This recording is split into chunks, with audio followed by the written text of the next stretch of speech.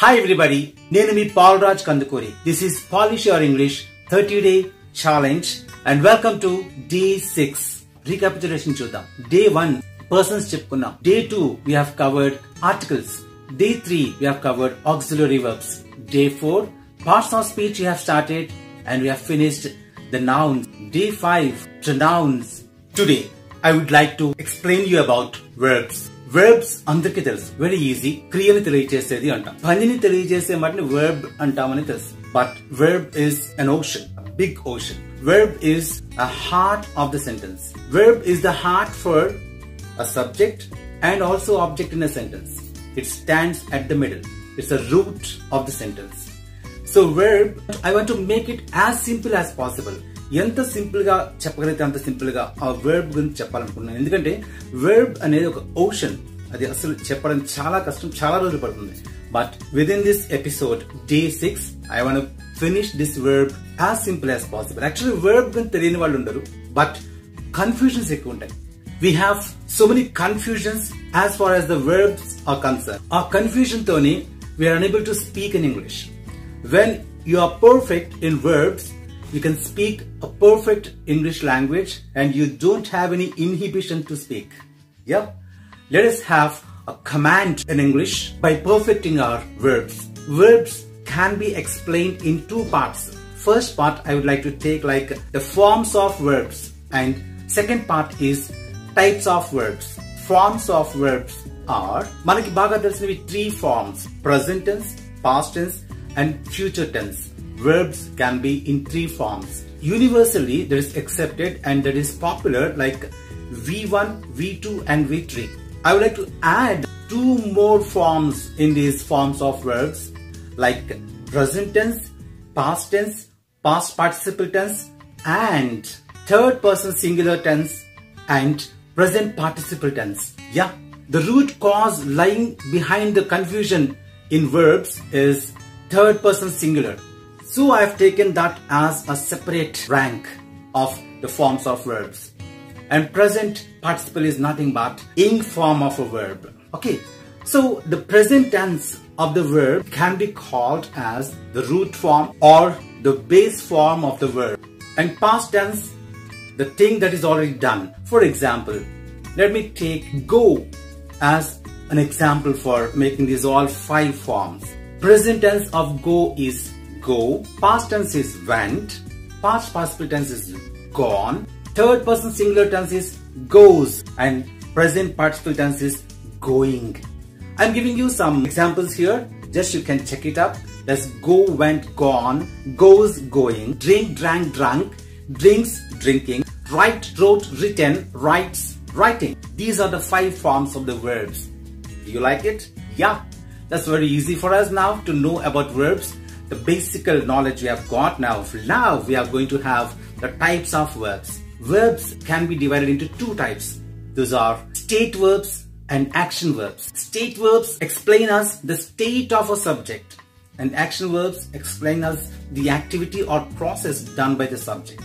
We can call the state verbs in another way as stative verbs also. Stative verbs. The state verbs explain the situation of the verb. Examples of state verb can be taken like be, have, think, like, own. These are the best example for stative verbs. Be has again five things in be hidden like am, is, are, were. These are be forms. Okay, so all these be forms come under stative verb. For example, she's a girl, is the stative verb. I have two brothers. Have a stative verb. ఇక్కడ జరిగిన పని ఏమీ లేదు, పని ఏమీ జరగట్లేదు. No activity or no process is going on here. Just we are explaining situation of the subject. So నేను ఇద్దరు బ్రదర్స్ కలిగి ఉన్నాను. These are all stative verbs. And second type is action verbs, or it can also be called as dynamic verbs. Dynamic means some activity is done. Dynamic, it keeps on changing. Dynamic verbs. For example, go, come, kick, drink. These are all action verbs. That some action is going on there. These are action verbs or dynamic verbs. So you got cleared the confusion between action verb and a stative verb, right? Let us go with some other types of verbs here. Mainly 6 types are there. The first one is finites, and second one is non-finite verbs. Third one, as I have already dealt with, is action verb. The fourth one is linking verb. There's a big confusion for everyone between this action verb and linking verb. And the fifth one is auxiliary verb. We have already got this knowledge about auxiliary verb. There's the fifth one it comes under, and sixth one, the last one, is modal verbs. It's not model, it's not M-O-D-E-L, it is M-O-D-A-L, modal verbs. Actually, we can simply define the verb that verb is a word in a sentence which decides the subject, person, number, tense and mood of that sentence.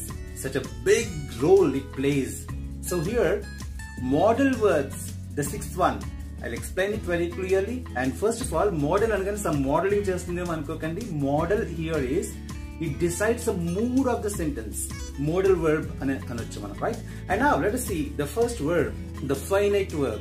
Finite verb is the root of the sentence.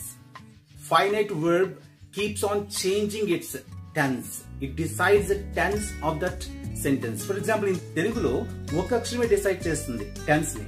For example, nenu repu veltanu, veltanu. Nenu ee roju vellanu, vellanu. Nenu ippudu veltunnanu, veltunnanu. So veltunnanu, veltanu, vellabotunnanu, already vellanu, veltu unnanu, veltu undevaanni, వెళ్ళలేకపోయాను. ఇవన్నీ కూడా, these are all the finite verbs. In the same way, here finite verbs decide the tense of the sentence, sometimes the persons of the sentence. Third person singular అయితే అక్కడ gives, goes, comes అని s add అవుతుందని మనం already చెప్పుకున్నాం. ఇవన్నీ కూడా finite verbs వల్ల, అంటే it keeps on changing according to the person, according to the tense of the sentence. There are 12 tenses ఉన్నాయి. మీకు తెలుసా విషయం?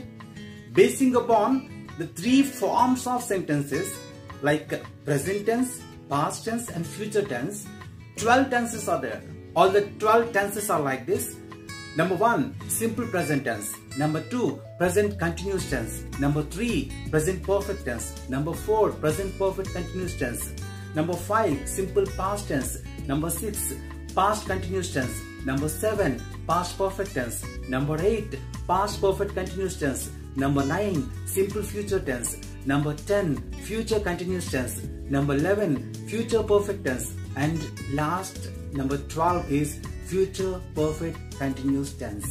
These all 12 tenses are used in different situations of that.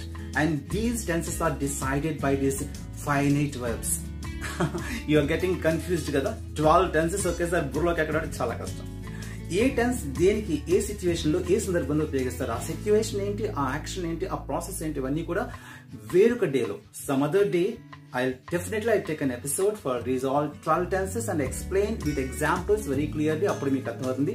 Presently tenses లోకి వెళ్తే verbs అవ్వవు కాబట్టి I'm just skipping out, ఎందుకంటే verbs గురించి తెలుసుకోవడానికి tenses అంత ఇంపార్టెంట్ కాదు. ఆల్రెడీ మనకున్న నాలెడ్జ్ చాలు. Present, past, past participle, present participle and third person singular గురించి మనం ఆల్రెడీ చెప్పుకున్నాం కాబట్టి అవి చాలు. Auxiliary verbs లో ఆల్రెడీ వచ్చాయి. Auxiliary verbs మీద ఉన్న ఒక ఐడియాని బట్టి మనం ఇప్పుడు we'll carry on with these verbs. And now the second type is non-finite verbs. They cannot be changed situationally. Situation బట్టి చేంజ్ అవ్వదు. ఏదో ఒక ఫామ్ లో, ఏదో ఒక టెన్స్ లో verb ఉండిపోతుంది. Every time that verb is used in that same tense. For example, teaching English is my passion. Fashion కాదు, passion. Passion కి fashion కి డిఫరెన్స్ తెలుసు కదా. FASHION, fashion అంటే some stylish గా ఉండడం. PASSION, passion అంటే పిచ్చి, క్రేజీ అనమాట. అదంటే ఇంకా చాలా ఇష్టం.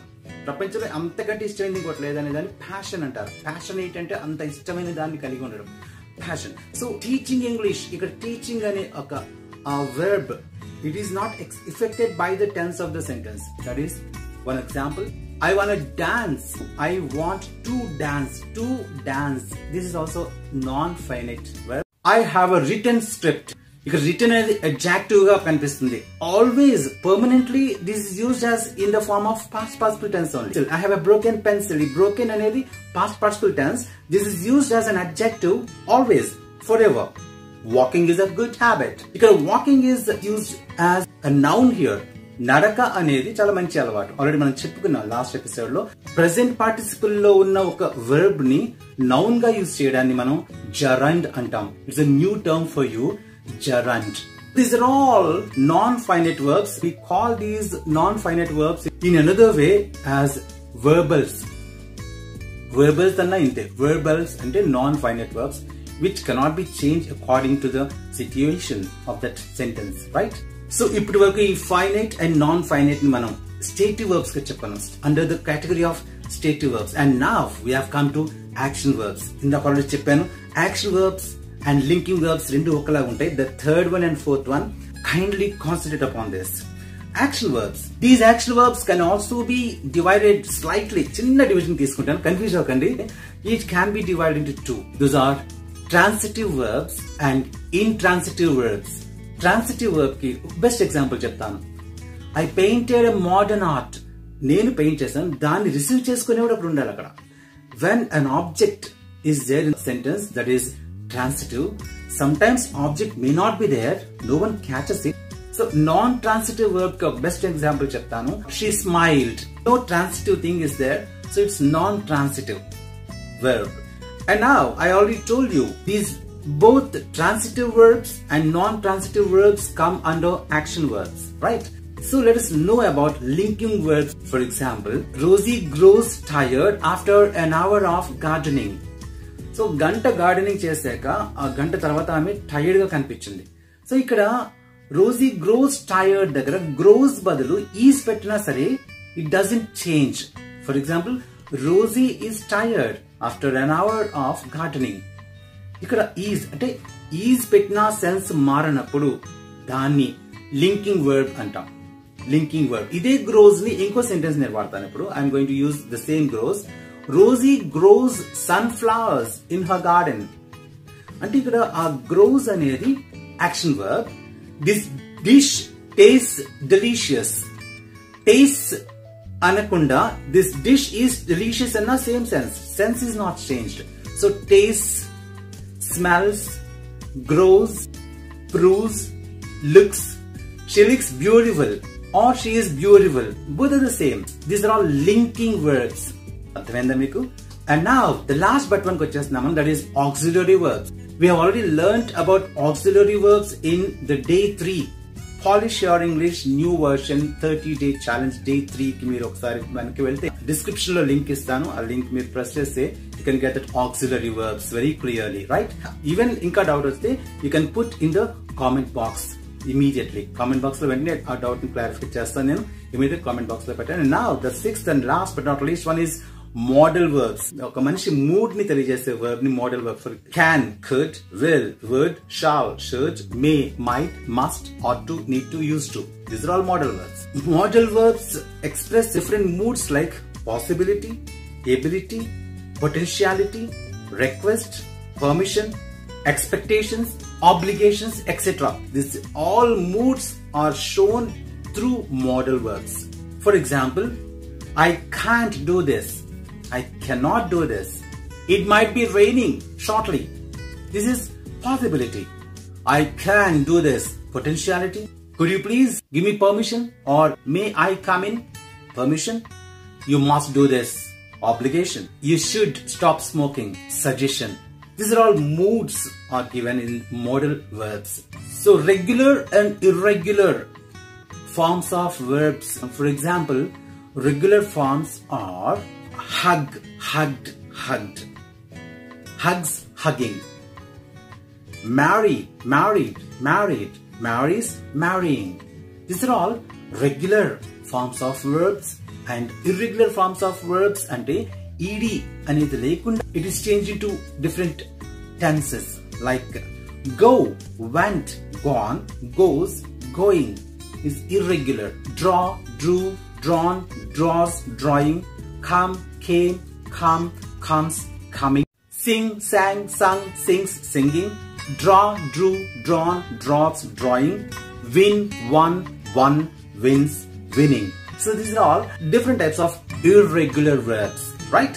And now let us get into the today's task. Today's task. చాలా సింపుల్ గా ఇస్తాను, చాలా ఇంట్రెస్టింగ్ గా ఉంటుంది. So you'll get every answer in ఆ వీడియో. తెలుసు కదా మనకి. సో ఉన్న వీడియోని చూసుకుని ఆన్సర్ చేయండి. ఫార్మ్స్ ఆఫ్ వర్బ్స్ మీద ఒక చిన్న టాస్క్ ఇస్తాను, ఒక 5 words తో. అలాగే టైప్స్ ఆఫ్ వర్బ్స్ మీద 5 words తో ఇంకొక చిన్న టాస్క్, 2 చిన్న tasks.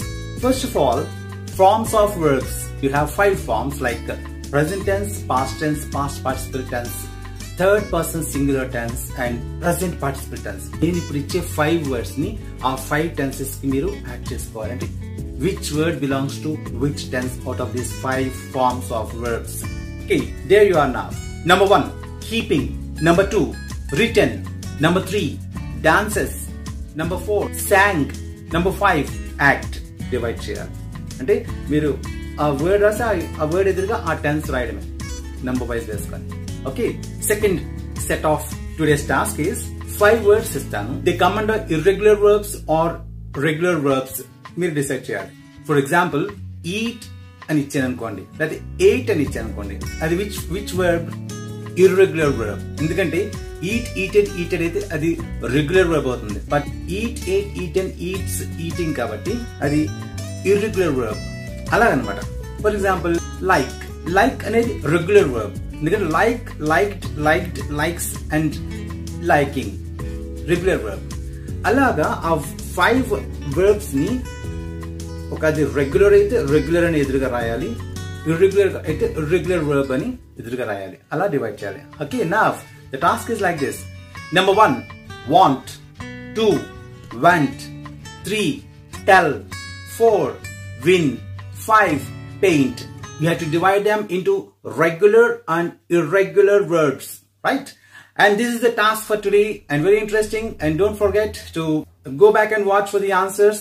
And now let us take the trending fact. Chala anxious గా ఎదురు చూస్తున్నారు కదా. విశాఖపట్నం అందాల నగరం, సుందర సముద్ర తీరం అని చెప్పుకుంటాం.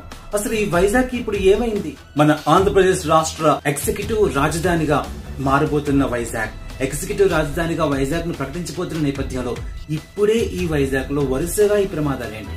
7th May, 21st May, 29th June and 13th July. నిన్నగాక మన 13 జూలై. వరుసగా కేవలం ఇండస్ట్రీస్ మీద, పరిశ్రమల్లోనే ప్రమాదాలు ఎలా జరుగుతున్నాయి, దీని మీద ఒక ఎనాలిసిస్ ఇప్పుడు నేను చెప్పబోతున్నాను. Let us see first 7th May ఏం జరిగింది. చెప్పాలంటే ఇండియాలో ఇవన్నీ సాధారణంగా పరిశ్రమలు అన్నాక బ్లాస్టులు జరుగుతూ ఉంటాయి. ఫర్ ఎగ్జాంపుల్, మధ్యప్రదేశ్ రాష్ట్రం భోపాల్లోని యూనియన్ కార్బైడ్ పెస్టిసైడ్స్ ప్లాంట్ లో మిథైల్ ఐసోసైనేట్ అనే గ్యాస్ లీక్ అవడం వల్ల 3787 మంది చనిపోవడం జరిగింది, మృత్యువాత పడ్డారు. ఆ తర్వాత కొన్ని లక్షల మంది కొన్ని సంవత్సరాలుగా, కొన్ని దశాబ్దాలుగా దానివల్ల వచ్చిన ఎన్నో ఆరోగ్యపరమైన సమస్యలు ఇప్పటికీ ఎదుర్కొంటున్నారు ఆ భోపాల్ దగ్గర. ఇక వైజాగ్ విషయంకి వస్తే 1997 లో HPCL లో జరిగిన ఒక ప్రమాదానికి 60 మంది మృత్యువాతన పడితే, అదే HPCL లో 38 persons డెత్ జరిగింది. ఇక ఆ తర్వాత మరో ప్రమాదంలో స్టీల్ ప్లాంట్ లో 19 మంది చనిపోవడం, ఇవన్నీ జరిగినవి. ఇవన్నీ ఈ హిస్టరీ అయితే ఉంది. కానీ ఈ మధ్య కాలంలో everything is under control. Like MOEFCC. MO అంటే మినిస్టర్ ఆఫ్, EF అంటే ఎన్వైరన్మెంట్, FCC అంటే ఫారెస్ట్ క్లైమేట్ చేంజ్. ఈ మినిస్ట్రీ ఉంది, ఆ శాఖ, ఆ మంత్రిత్వ శాఖ వేరేగా ఉంది. వారి పర్యవేక్షణలో పరిశ్రమలన్నీ కూడా ఎప్పటికప్పుడు పర్యవేక్షిస్తూ వాటికి NOCs, నో అబ్జెక్షన్ సర్టిఫికెట్స్ ఇస్తూ ఉంటారు, దాన్ని టెస్ట్ చేస్తూ ఉంటారు, అన్ని పర్ఫెక్ట్ కండిషన్ లో ఉన్నాయో చూస్తూ ఉంటారు. అలాగే EIA, environmental impact assessment, EIA, ఈ అసెస్మెంట్ ద్వారా కూడా ఎప్పటికప్పుడు మంత్రిత్వ శాఖే కాకుండా దాని మీద ఉన్నతాధికారులు చాలా మంది ఎప్పటికప్పుడు పర్యవేక్షిస్తుంటారు ఇండస్ట్రీస్ ఎంత పర్ఫెక్ట్ గా ఉన్నాయి అనేది. అలాగే ఎన్వైరన్మెంట్ ప్రొటెక్షన్ యాక్ట్ 1986 అవుతుంది, ఒక చట్టం ఉంది. ఈ చట్ట ప్రకారం ఏమాత్రం ఎక్కడ ఏ పరిశ్రమ సరైన నార్మ్స్ ఫాలో అవ్వకపోతే చర్యలు తీసుకుంటారు, కఠినంగా చర్యలు తీసుకుంటారు, లేకపోతే వాళ్ళ దగ్గర నుంచి చాలా పెనల్టీ కూడా వసూలు చేస్తుంది గవర్నమెంట్. సో ఇందువల్ల అన్ని పరిశ్రమలు సమానంగా అద్భుతంగా పనిచేస్తూనే ఈ మధ్య కాలంలో ఎప్పుడు కూడా ఇంత దారుణంగా, ఇంత దగ్గరగా ప్రమాదాలు జరగలేదు. బట్ ఇప్పుడు జరుగుతోంది. ఇది ఒక బ్లాస్ట్ పాలిటిక్స్ కి సంబంధించిన నేపథ్యం అని కూడా కొంతమంది వాదిస్తూ ఉన్నారు. ఈ విషయంలో అధికార పక్షాలు, ప్రతిపక్షాలు రెండు కూడా ఒకరి మీద ఒకరు విమర్శనాస్త్రాలు సంధించుకుంటున్నారు. అసలు ఏం జరుగుతోంది ఇక్కడ? ఒరిజినల్ గా ఏం జరుగుతుందంటే 7th May 2020 తెల్లవారుజామున 3 గంటలకి 3:30 మధ్యలో అక్కడ చాలా పెద్ద అక్కడ గ్యాస్ రిలీజ్ అయింది. యాక్చువల్లీ ఏదైనా కంపెనీలో ఏదైనా ఇండస్ట్రీలో గ్యాస్ అలాంటి లీక్ అయినప్పుడు ప్రమాదం జరిగినప్పుడు అక్కడ అలారం ఉంటుంది. అలారం కాదు, అలారం. అలాగే ఇందాక ఎన్వైరన్మెంట్ అన్నాను కదా, చాలా మంది ఎన్విరాన్మెంట్ అంటారు. It's not environment, environment. In the same here alarm కాదు, అలాం. ఆల్రెడీ చెప్తున్నాం మనం. అలాం మోగలేదు, సైరన్ మోగలేదు. ఇది పెద్ద క్రైమ్. ఎందుకంటే యాక్చువల్లీ ఒక కంపెనీ ఊరి మధ్యలో ఉంది. అంటే ఇంతకీ ఈ కంపెనీ ఏంటి అంటే మనకు తెలుసు, ఎల్జీ పాలిమర్స్. యాక్చువల్లీ 1961 లో ఈ ఎల్జీ పాలిమర్స్ అనేది హిందుస్థాన్ పాలిమర్స్ గా ఉండేది. ఆ తర్వాత 1978 లో మెక్డోవెల్స్ హోల్డింగ్స్ ఆ కంపెనీ పేరుగా మారింది. ఆ పేరు మార్చుకుంది. 1997 లో సౌత్ కొరియన్ సియోల్ నుండి వచ్చిన company LG chemicals or LG polymers గా ఇక్కడ ఈ రోజు నడిపిస్తున్నారు. ఆ పేరు పర్మనెంట్ అయింది. ఈ ఎల్జీ పాలిమర్స్ అనేది మన వైజాగ్ శివార్లలో, the outskirts of Vizag, Vepagunta, RR Venkatapuram, Gopalapatnam దగ్గరలో ఈ కంపెనీ ఉంది, ఎల్జీ పాలిమర్స్. సో ప్రస్తుతానికి సౌత్ కొరియన్ సియోల్ వాళ్ళ చేతిలో వాళ్ళ ద్వారా ఈ కంపెనీ నడపడుతుంది మన ఇండియాలో. బట్ యాక్చువల్లీ అందరూ మత్తు నిద్రలో ఉన్నప్పుడు ఈ సంఘటన జరిగింది, ప్రమాదం జరిగింది. గ్యాస్ సైలెంట్ గా లీక్ అయింది. ఎందుకు అక్కడ ఇంజనీర్స్ కానీ అక్కడ వర్కర్స్ కానీ చెప్పింది ఏంటంటే పోస్ట్ లాక్డౌన్ నేపథ్యంలో వచ్చిన ప్రమాదం ఇది. ఎందుకంటే 3 months మార్చి నుండి మే నెల వరకు దగ్గర 3 months ఆ లాక్డౌన్ లో ఉండడం వల్ల, ఫ్యాక్టరీ మూసివేయడం వల్ల ఫ్యాక్టరీ ఇంకా రన్ అవ్వలేదు, ఇంకా స్టార్ట్ చేయలేదు. 14 జూలై 2020 రోజున LG Polymers MD and CEO Sunki Jeon, technical director Kim, operation director Mohan Rao. అంటే Sunki Jeon Kim from Seoul South Korea and Mohan Rao ఇంకా 10 మంది స్టాఫ్. వీళ్ళందరినీ ఐపీసీ 304 ది సెకండ్ 2, 278, 284, 885, 337, 338 ఇలా చాలా సెక్షన్స్ ఉన్నాయి. దీనికి violation of environmental protection act 1986 ప్రకారం ఈ సెక్షన్స్ కింద వీళ్ళని అరెస్ట్ చేయడం జరిగింది. ఎందుకు అరెస్ట్ చేశారు? ఎందుకంటే సైరన్ మోగలేదు, అలాం లేదు. యాక్చువల్లీ ఊరి మధ్యలో ఒక కంపెనీ ఉంది. అంటే ఎందుకే ఆ కంపెనీలో తయారయ్యేది అంటే తెలుసా నీకు? స్టెరీన్ అంటే పాలిమర్స్, మోనోమర్స్ ని పాలిమర్స్ గా, కెమిస్ట్రీ టీచర్స్ కి బాగా తెలుస్తుంది. ఇది పాలిమరైజేషన్ అంటారు. స్టెరీన్ మోనోమియర్ ని పాలిమర్ గా మార్చే ప్రయత్నం అన్నమాట. ఎల్జీ పాలిమర్స్ లో ఏం తయారవుతుందంటే ప్లాస్టిక్ అండ్ ఫైబర్ ఫర్ మగ్సా, జాక్సా, ఈవెన్ పెద్ద ఇండస్ట్రీస్ లో పెద్ద ప్లాస్టిక్ కంటైనర్స్ ని కూడా చాలా ఎక్కువగా, క్యాపిటల్ అయితే కొన్ని $1 million లోనే దీనికి క్యాపిటల్ వస్తుంది. దీనికి అంత పెద్ద బిజినెస్ జరుగుతుంది. బిజినెస్ అయితే చాలా పెద్దది జరుగుతుంది, బట్ ప్రికాషన్స్ లేవు. వాళ్ళు చెప్పేది ఏంటంటే, ఎండి అండ్ సిఇఓ చెప్పేది ఏంటంటే, ఈ లాక్డౌన్ 3 నెలలు ఉండిపోవడం వల్ల స్టెరీన్ స్టోరేజ్ ట్యాంక్స్ లో కూలింగ్ సిస్టమ్ దెబ్బతినడం వల్ల టెంపరేచర్ పెరిగి ఆ స్టెరీన్ ఇవాపరేట్ అయ్యి ఆ ట్యాంక్ పై సర్ఫేస్ కి అది అంటుకొని అక్కడ ఉండిపోయి, ఆ వేపర్ అంతా ఉండిపోయి అది ఒక తిట్లా తేరి టెంపరేచర్ పెరిగిపోయింది అని చెప్తున్నాడు. టెంపరేచర్ పెరగడం వల్ల అది లీక్ అయింది అని చెప్తున్నాడు. యాక్చువల్లీ ఈ స్టెరీన్ ఎంత ప్రమాదకరం అంటే, it's a poisonous gas. It is leaked ఒక 3 kilometers ఏరియా వరకు. ఆ లీక్ వల్ల, ఆ గ్యాస్ వల్ల డైరెక్ట్ గా అది ఇన్హేల్ చేస్తే డైరెక్ట్ గా లంగ్స్ లోకి వెళ్లి టోటల్ సఫకేషన్ తీసుకొస్తుంది, చంపేస్తుంది. సో ఆ విధంగా 15 మంది మృత్యువాత పడ్డారు.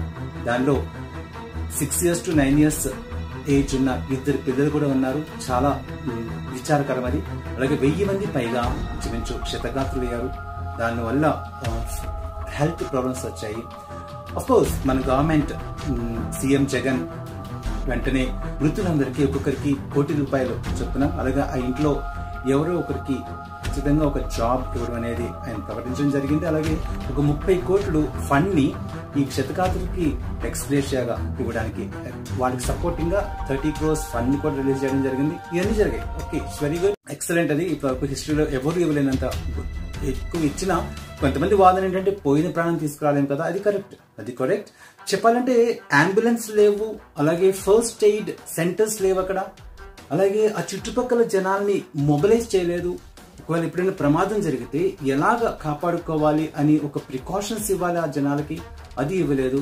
పరిగెడుతూ ప్రాణాన్ని చేతిలో పెట్టుకొని ఆ గ్యాస్ పీల్చలేక ముక్కు మూసుకొని పరిగెత్తుతూ కింద పడిపోయిన వాళ్ళు ఉన్నారు. చాలా దయనీయమైన పరిస్థితుల్లో అక్కడ జరిగింది, మనం చూసాం. అది అరెస్ట్ చేయడానికి వీళ్ళ మీద కఠినమైన చర్యలు తీసుకోవడానికి ఇంకొక కారణం చెప్పనా, ఎప్పటికప్పుడు ఒక కంపెనీ లాభాలు వచ్చినప్పుడు ఏమవుతుందంటే ఆ కంపెనీ లాభాలని ఎక్స్టెండ్ చేసుకుంటూ ఉంటారు. అంటే లాభాన్ని మళ్ళీ ఎక్స్టెండ్ చేయడానికి ఉపయోగించి ఆ కంపెనీని ఇంకా ఎక్స్టెండ్ చేస్తారు. ఫర్ ఎగ్జాంపుల్ ఇక్కడ 415 TPD స్టెరీని మాత్రం స్టోరేజ్ చేయగలిగే కెపాసిటీ ఉండే ఆ కంపెనీ TPD అంటే turns per day 655 TPD 655 TPD expansion చేసినప్పుడు ఏ పర్మిషన్స్ తీసుకోలేదు.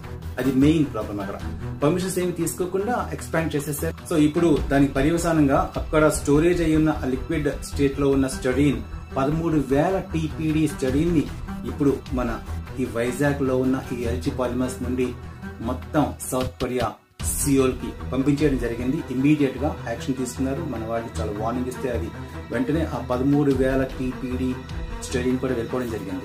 ఇది మన ప్రభుత్వం చాలా ఫాస్ట్ గా తీసుకున్న నిర్ణయం. అది చాలా ఫాస్ట్ గా వాళ్ళని ఎవాక్యువేట్ చేశారు. ఎక్కడో సియోలో ఉండే ఆ ఎండీని సియోని రప్పించారు, అరెస్ట్ చేశారు. ఇది ఓకే. కానీ దీనికి కాన్సిక్వెంట్ గా దీనికి కంటిన్యూషన్ గా ఇంకొక 3 జరిగాయి. వైజాగ్ లోని HPCL రిఫైనరీ నుండి థిక్ గ్యాస్ రిలీజ్ అయ్యాయి May 21st. అది కూడా రాత్రి. చాలా పానిక్ అయ్యారు జనాలందరూ, భయభ్రాంతులు అయ్యారు. అది కూడా HPCL హార్ట్ ఆఫ్ ద సిటీలో ఉంటుంది. 21st జరిగింది. అది ఆశ్చర్యపోయారు. వెంటనే జస్ట్ జరిగిన కొద్ది రోజులకి ఇది జరగడం. అలాగే జస్ట్ 7th జరిగింది. ఇంకొక 2 weeks లో ఈ ఇన్సిడెంట్ జరిగింది. దానికి మళ్ళీ కంటిన్యూషన్ గా 29th అంటే జస్ట్ ఇంకొక వారం రోజుల తర్వాత 29th June మన వైజాగ్ పరవాడలో ఉన్న ఈ JNPC అనే ఫార్మా సిటీలో జవహర్లాల్ నెహ్రూ ఫార్మా సిటీ, కాకపోతే ఇప్పుడు ఆ ఫార్మా సిటీ పేరు మారిపోయింది అనుకోండి. ఆ ఫార్మా సిటీకి డెత్ జోన్ గా పేరు పెట్టారు. సైనన్ ఫార్మా ప్లాంట్ లైఫ్ సైన్సెస్ అనే ఈ ప్లాంట్ లో నైట్ 11:30 ఆ టైంలో బెంజినిడజోల్ అనే బెంజిన్ కి సంబంధించిన ఒక కెమికల్ రిలీజ్ అవ్వడం, అది పెద్దగా అది బయటికి రావడం, ఇక్కడ 2 వర్కర్స్ చనిపోవడం జరిగింది. అలాగే 4 క్షతగాతులయ్యారు. వాళ్ళు హెల్త్ పరంగా చాలా ప్రాబ్లమ్స్ వచ్చాయి ఈ గ్యాస్ పీల్చడం వల్ల. ఇంకా దాని కంటిన్యూషన్ గా 13th July ఏమైంది, ఈ నగరానికి ఏమైంది, ఇటు చూసిన మంటలు పొగ లుసి అన్నట్టుగా తయారైంది.